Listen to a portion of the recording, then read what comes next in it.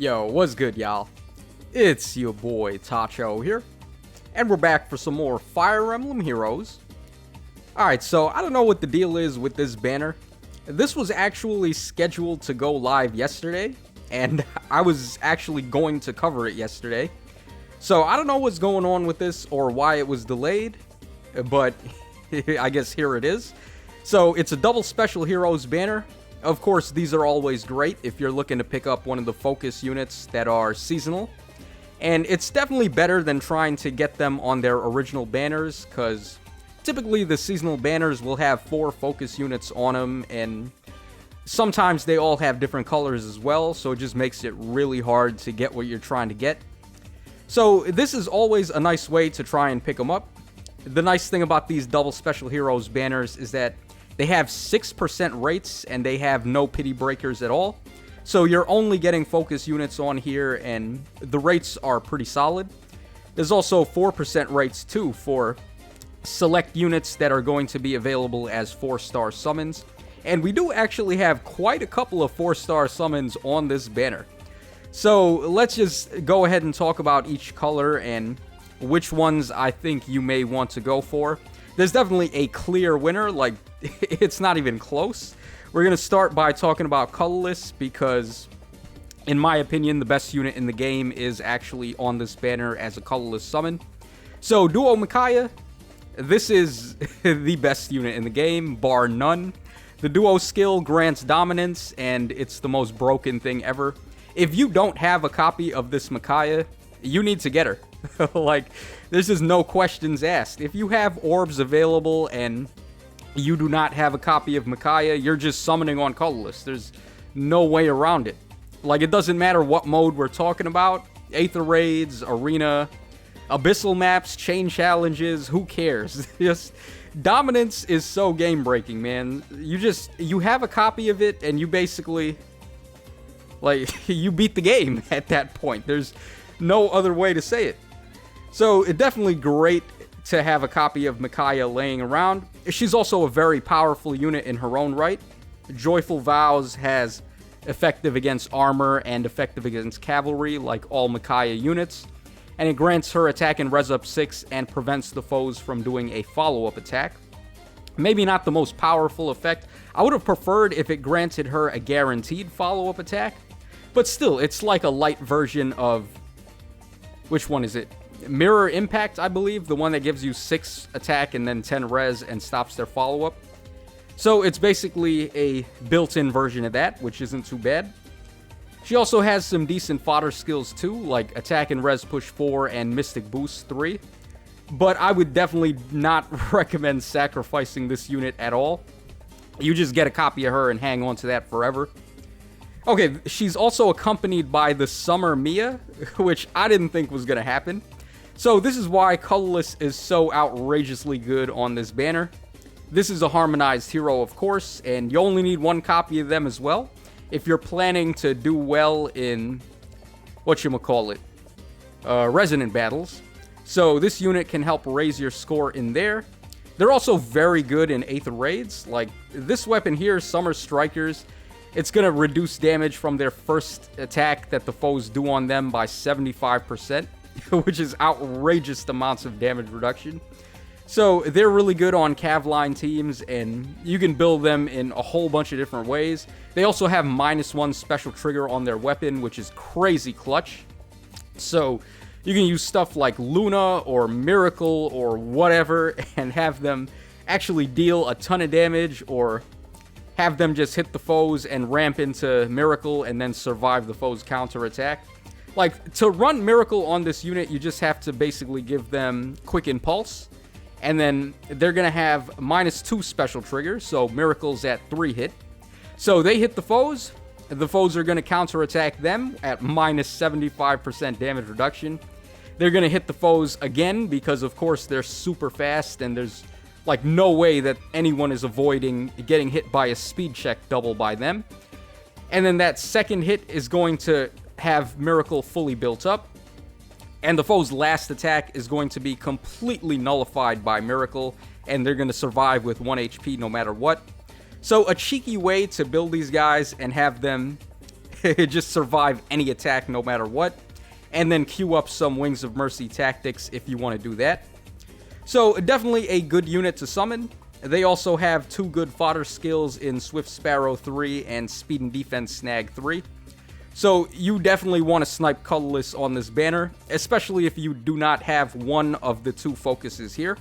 In fact, I'm actually probably going to summon on Colorless as soon as I'm done recording this video.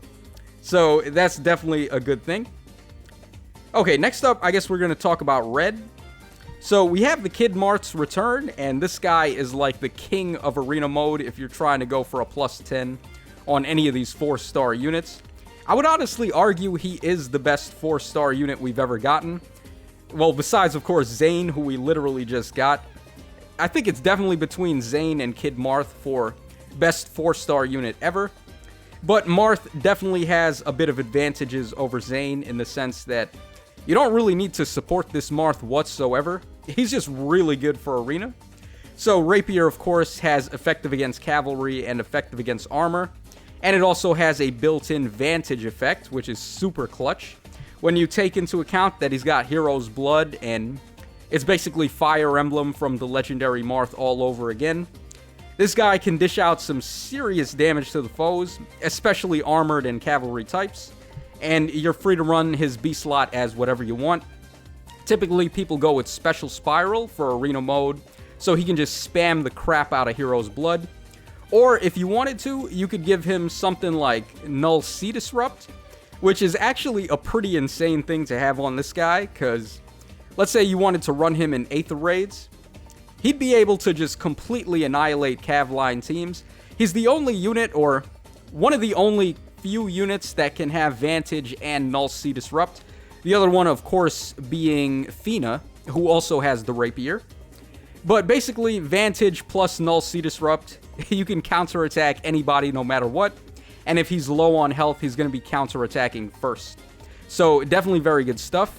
And also effective against cavalry as well. Like, come on, man. That's so good in Aether Raids. It's like a complete shutdown to Cav line teams. As long as you can avoid their hardy bearing unit, you're pretty much good to go. So this Marth, he's incredible in arena mode. He's incredible in Aether Raids. If you don't have him at plus 10 and you want to get him at plus 10, this is definitely going to be your best chance to do so. And he is accompanied by the waifu Oboro over here. Now, this unit isn't really all that important.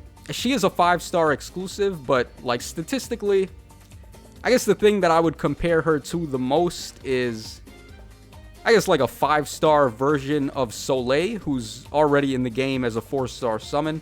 She does have better stats, but they are very similar in terms of builds, so I think Oboro is like a high investment Soleil. She does come with Pledge Blade, which is a very good weapon, of course.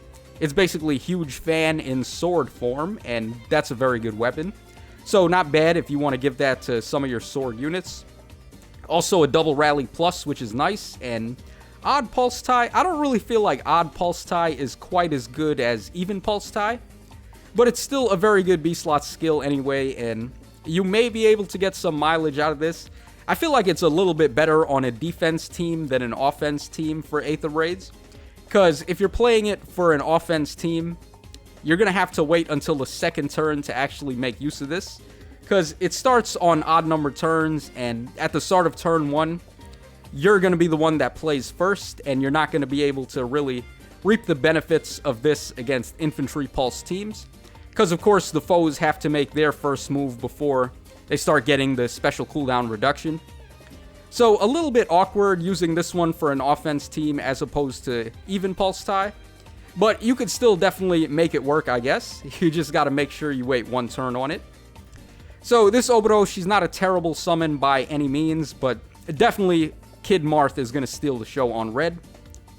Okay, next up we've got blue, and believe it or not, both of the blue units are actually 4-star summonable options. So I guess we can start with Spring Narshan. I don't know why I started with this guy, actually. Raphael is definitely a little bit better. But this guy comes with the Guilt Fork, which is not a bad weapon for inheritance on your Lance options. It's basically Carrot Cudgel, except in Lance form, so that's not too bad. Other than that, though, I mean, I don't really feel like there's a reason to build this guy up. You basically just want him for his weapon to give to your other units. But Raphael, though, is actually a very good unit. He's one of the better support options you can have. And his weapon is going to grant -1 special trigger to any of his support partners at the start of combat. And you can also give him stuff like Infantry Pulse, because he is an infantry type unit. So this is going to make him a very good summon for a support partner, especially if you're going to run him in Aether Raids with, I don't know, maybe like Gale Force Tactics or something like that. And his support passive is also not locked to movement type. So this is really good. There's not a lot of ways in the game to give -1 special cooldown count to other movement types besides infantry class. So like armored units, cavalry units, and etc., etc. It's really hard to ramp specials with them since they don't have their own version of infantry pulse or anything like that. Also, most of the movement types cannot have special spiral either. So it is very hard to actually ramp specials with other movement types. The only other way is with Ostian Pulse from the legendary Hector.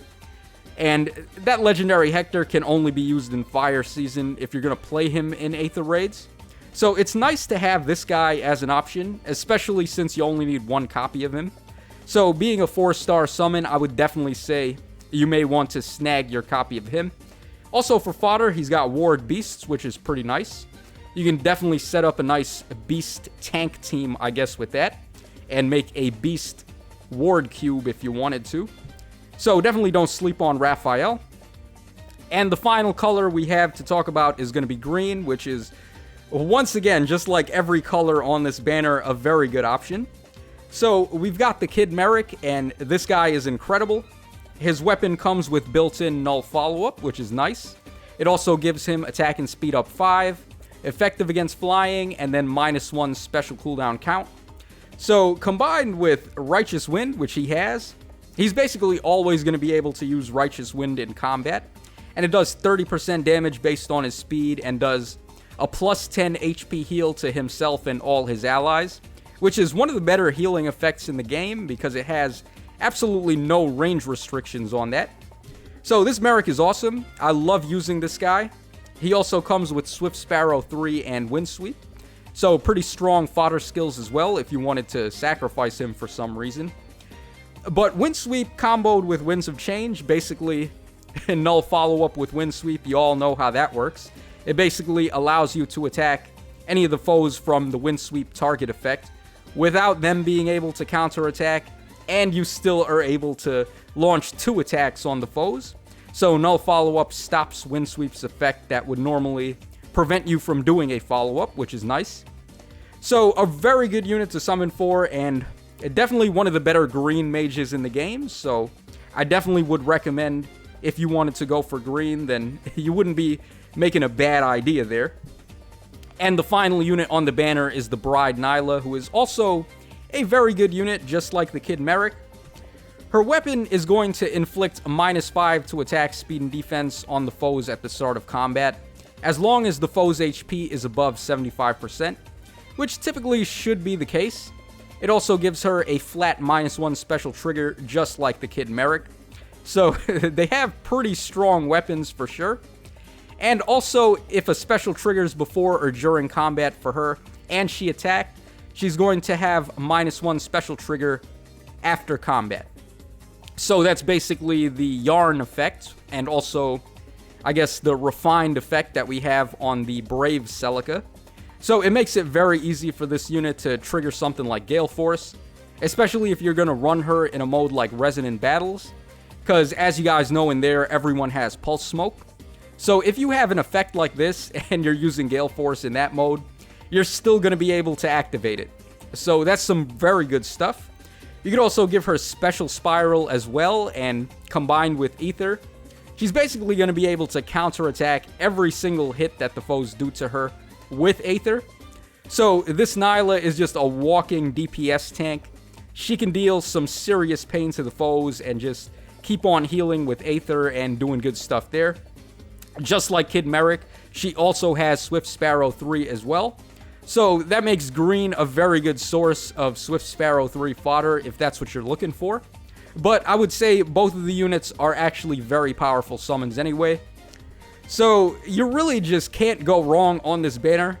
Every single color has something that's worthwhile if you're trying to pick something up.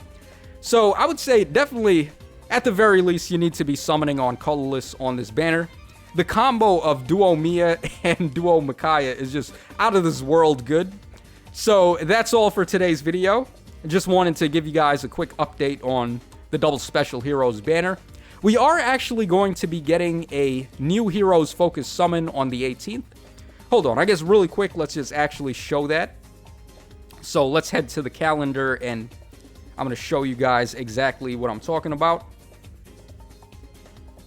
Alright, so here's the calendar and we can see the Double Special Heroes banner was scheduled for yesterday, like I said at the start. So I don't know why they delayed it, but I guess it is what it is.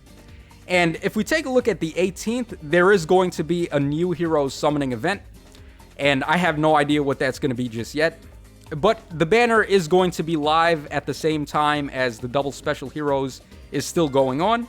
So you may want to save your orbs and at least wait for the trailer for the new Heroes, so you can see what's actually going to be coming out and make a decision whether or not you'd rather spend your orbs on that as opposed to trying to get Duo Micaiah and Kid Marth and so on. So I think the trailer for the new Heroes banner is probably going to be on the 16th. So that would be in about 3 days from now. So maybe just hang on to your orbs and see what's going on before you decide on whether or not you want to summon. The new Heroes banners are also going to have the 40 summons sparking as well. So your orbs do have a lot more value on those types of banners. But, I mean, I can't tell you guys not to summon for Duo Micaiah. Like I said, she is the best unit in the game in my opinion, so you definitely want to have a copy of her. Just no questions asked. And there's no telling when you're going to be able to try to get her again, especially not with such good rates. Like, you'll probably have to wait until next year when we have the Bridal Blessings banner come back. And at that point, I mean, she's going to be on her own banner and the rates aren't going to be as good. There's going to be pity breaks and like all this janky stuff. So definitely if you want the Duo Micaiah, this is your best chance to do it. So I would say definitely hop on that chance. You don't want to miss out on this unit. She's just super broken and the game is like 100 times easier if you have a copy of her. So that's all for today's video, guys. I hope you guys enjoyed listening to me just ramble on like a complete loony for 15 plus minutes there, but I do appreciate you guys listening in. And to all the people that watched the video up to this point, thanks so much. You guys are the best, and I love you. So, as always, this is your boy Tacho signing out. Thanks once again for watching the video and supporting the channel. And I will catch you guys again on the flip side.